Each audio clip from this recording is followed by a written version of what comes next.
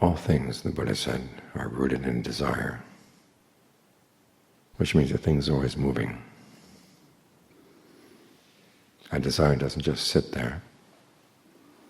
It has a name. It wants to go someplace. And this is where we need guidance. Because all too often we go in the wrong directions. It's very easy to forget the good things we've learned. Which is why, in addition to guidance, we need mindfulness, the ability to remember. Mindfulness, you have to remember, is not just awareness. You're not simply on the passive side receiving things. You're acting on your desires. And you have to remember what kind of desires are worth going with and which ones are not. This is why right mindfulness goes together with right effort and right view. The Buddha says these three qualities circle around every factor of the path. Right view tells you what the right version of that factor is and what the wrong version is. Right effort tries to abandon the wrong version and develop the right one. Right mindfulness is there to remember how to do that. In other words, you develop right view, and then right mindfulness keeps it in mind. This is one of the reasons why the Buddha has you focus on the breath, and develop mindfulness around the breath. It's like a string around your finger. Every time you look at the string, you remember why you tied the string around the finger. And here, if you imbue your breath with mindfulness, it means wherever you go, you've got the Buddha talking to you. It's right there in the breath. So learn to associate your breath with skillful mental qualities, being alert. And that way you keep yourself on track, because this is what we all have to do. We have to keep ourselves on track. So nobody else is going to do it for us. Other people give advice, but it's up to us to agree with it and then to remember it. Because all too often, all the good things we've learned just go out the window as soon as a very strong emotion comes in. It's like a wind that blows all the Dhamma out of your mind. And especially when you're living in a world of wrong view, which most of the world is. What gets blown into your mind are the attitudes that other people say are important. The issues that they have. Remember, the Buddha was very particular about which issues he would address and which ones he wouldn't. He wasn't the sort of person who would take on all comers, would establish a philosophy that he was going to defend in the debating halls. Because his teaching was not the kind of teaching that was designed for debating halls. It was designed to live with and to offer guidance to make you happy. Think of how wisdom begins with that question: what when I do it will lead to my long-term welfare and happiness? What when I do it will lead to my long-term harm and suffering? Think about that. That's how the Buddha says wisdom begins, with the desire for long-term happiness. And it's wise in the sense that it realizes it's going to depend on your actions. Long-term happiness is possible, and of course it's better than short-term. It's a very basic principle, but again, it's one of those ones that we tend to forget. It's so easy to go for the quick fix.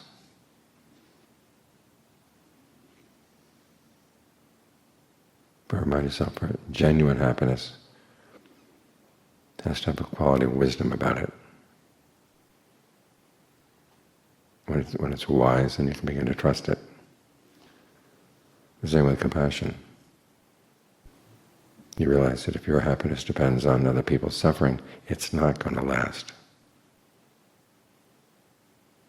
Again, you would think this is something that people in the world would understand. But then you look at the world, and people are going around very casually, wiping other people out, thinking that once they're gone for good, not realizing that karma is going to come back. So you have to take the happiness of other people into consideration. You have to think about their happiness too. Make sure that your happiness doesn't harm them. And some of the things in your happiness may not please them, but as long as you don't harm them, you're okay. And you're wise, and you're compassionate. And finally, there's the quality of purity. And once you decide that you want to be harmless, you really are careful to look at your actions. Watch yourself. That's something we say to people when we know they're going into a dangerous place, or they have dangerous tendencies inside themselves. Well, it's the situation in the world. One of the strangest phenomena you see in modern Buddhism is the idea that everything is interconnected and wonderful. And that somehow all we have to do is just embrace our interconnectedness.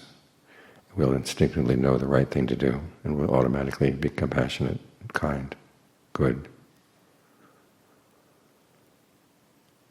But the Buddha saw that the world is a dangerous place, and your mind is a dangerous mind. So we're going to look for happiness, try to do it in a way that's wise and compassionate, and then really be careful about what you actually do. This is where heedfulness comes in.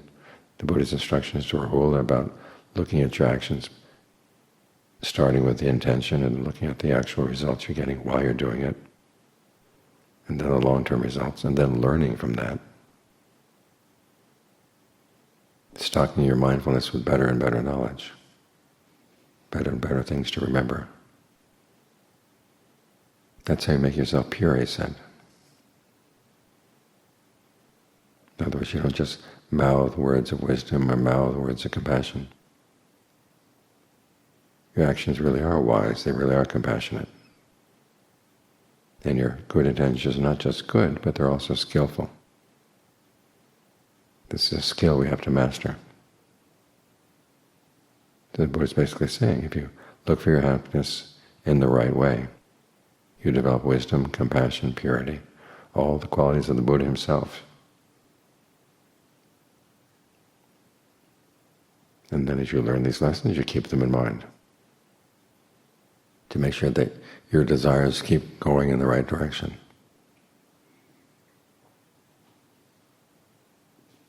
This is what we have to keep in mind as we go through the day. As I was saying this morning, you want to think of the daily life as something you do in the context of your practice and not the other way around. All too many people say, how do I fit the practice into my daily life? As if daily life were made out of concrete with little cracks like a sidewalk. And you're going to fit the practice into those little cracks. That's not what you want. You want the practice to be large. You want the practice to be the context. And then daily life fits into the practice. And anything that's relevant to the training of your mind, you focus on that as having top priority. Anything that gets in the way of training your mind, you say, I've got to just drop that. What this means, of course, is you have to look at your daily activities, your job, your family, as opportunities to develop the perfections. And there's a situation in which you cannot develop the perfections, and then you've got to get out. So let the practice take priority. Always keep it in mind. This is why it's so important that we understand what the Buddha meant by mindfulness.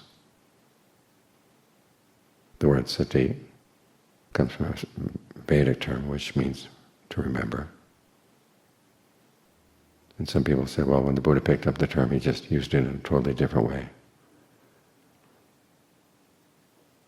He wanted people to pay attention, and Pali didn't have a word for paying attention, so he had to use the word for remember. Well, that's not the case. Pali has a perfectly good word for paying attention. Manasikara. Every time we chant one of the Buddha's sermons where he addresses the monks, he says, pay attention. It's not sati, It's another word entirely. Sati is to remember. This is what you're trying to remember, that lots of good lessons in the Buddha has given for what to do in different situations. Some of the precepts cover all situations, other aspects of the teaching cover specific issues that are going to come up. And because everything you're going to experience is based on a desire, you want the Buddha's input into those desires to make sure you're on the right track. So be mindful of what the Buddha taught. Be mindful of where he recommends you go. Because everything he taught was for the sake of happiness. And the difficulty of the path is we have other ideas for happiness. We have to learn how to straighten them out, to realize that the Buddha really was right. Give him the benefit of the doubt.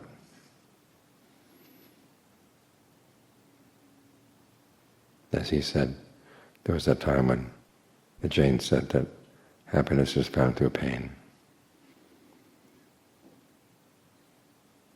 They talked about King Vicinity living a more pleasant life than the Buddha. The Buddha said, how do you know that? Can King Vicinity sit for 7 days without moving and find happiness? Well, no. Well, the Buddha could. Someone who can do that has really mastered the skill. So give him the benefit of the doubt when he says, try to be generous, try to be virtuous, try to train your mind. Look at every aspect of your life as a part of developing good qualities in the mind. When you're kind, when you have goodwill for everybody you're dealing with, when you're patient, when you're equanimous, the things you need to have when you're dealing with other people, you're also developing good qualities in your own mind. You're going to benefit too. So fit your life into the practice. Keep the Buddha's recommendations in mind for how you can find true happiness, because they work.